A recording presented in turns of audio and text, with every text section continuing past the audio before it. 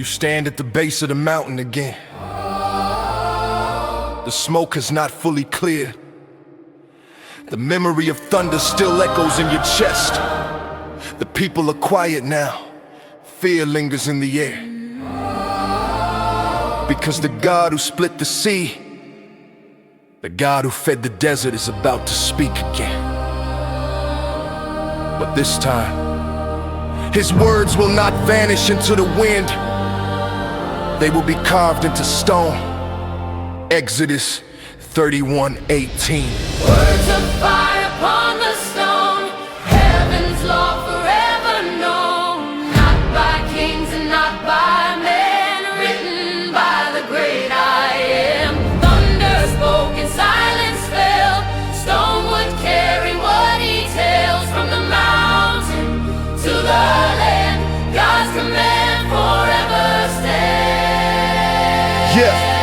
You watch as Moses begins climbing the mountain. The smoke curls around the summit. The air grows thick, the people remain below, afraid to move. Moses disappears into the cloud. Days pass, then more days. The mountain burns with the presence of God. Inside the cloud, heaven speaks. The voice that shook the desert begins declaring the covenant. Not suggestions, not philosophy, comments. Honor God, honor life, honor truth, honor the sacred things. Each word carries the weight of eternity. And when the voice finishes, something incredible happens. The commandments are written not by Moses, not by a prophet, by God Himself. Stone tablets etched by divine authority, law carved into the earth itself. Words of fire upon the stone, heaven's law forever known. Not by kings and not by men, written by the great I am.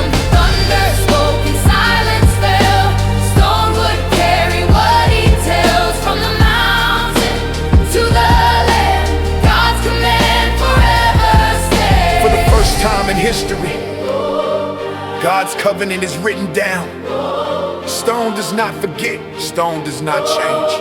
The commandments were not created by culture, they were declared by heaven. A moral foundation for a nation, a standard for generations. Moses descends the mountain carrying the tablets. The people wait below, but something terrible was happening while he was gone. The same people who trembled before the mountain have already begun turning away. They built a golden idol, a false god in the shadow of Sinai. When Moses sees it, the tablets fall. Stone shatters against the ground, not because God's law failed, but because the people had already broken it. Even before they finished hearing it, the mountain had burned with holiness, but the hearts of the people were still learning obedience.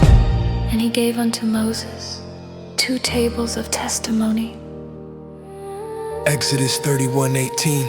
tables of stone written with the finger of God.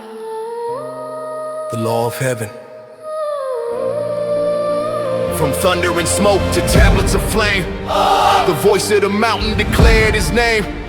Through centuries passing through kingdoms and war, the law still echoes forevermore. Not carved by empires, not shaped by kings, but written by heaven in sacred things. For truth does not bend when nations fall.